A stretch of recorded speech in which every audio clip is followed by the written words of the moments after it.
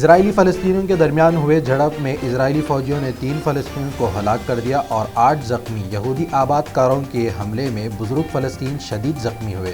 Al-Aqsa اور غزہ میں دیکھے گئے کئی بم دھماکے۔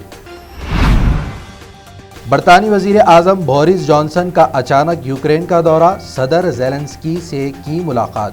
یوکرین کی فورس کو ٹریننگ دینے کا برطانیہ بنا رہا ہے منصوبہ۔ اگنی پتھ اسکیم کو لے کر مودی سرکار کے خلاف ملک بھر میں پرتشدد احتجاج جاری۔ بہار میں حالات ہوئے بے قابو، پولیس اسٹیشن کو ایک بھیڑ نے لگائی آگ، پولیس نے کی کئی راؤنڈ فائرنگ۔ پورے ملک میں جاری احتجاج کو دیکھ کر کیا نرم پڑ گئی مودی سرکار۔ اب آرمی میں بھرتی امیدواروں کو سی اے پی ایف اور آسام رائفلز میں 10% ریزرویشن کا کیا گیا اعلان۔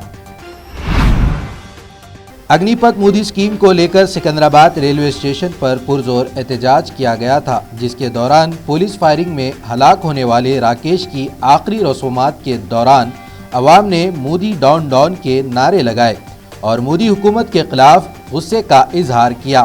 بعد ازاں ورنگل میں راکیش کی آخری رسومات پائی گئی۔ غائب ہو گئی ہے نوپر شرما۔ گستاخ رسول کے خلاف ممبئی میں ایک کمپلین درج کرائی گئی تھی۔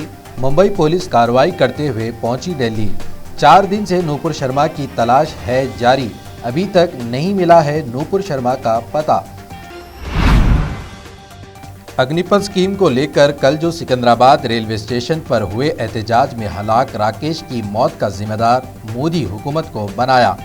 کے سی آر نے بعد ازاں ٹویٹر کے ذریعے بتایا کہ راکیش کی فیملی کو 25 لاکھ کا کیش اور فیملی میں سے ایک کو سرکاری ملازمت کا اعلان کیا گیا۔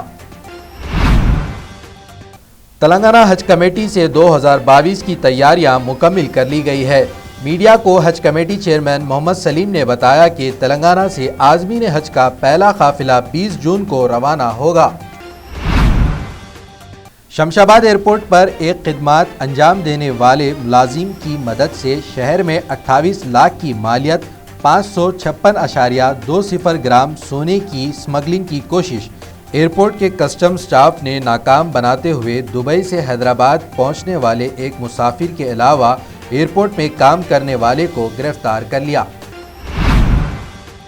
Rajendra Nagar P S limits میں ایک شخص کی لاش پائی گئی۔ بعد ازاں اس کی انویسٹیگیشن کے بعد معلوم ہوا بیوی نے اپنے عاشق کے 2 دوستوں کے ساتھ مل کر دیا تھا قتل۔ لاش کو سن سٹی کے ایک تالاب میں پھینک دیا تھا۔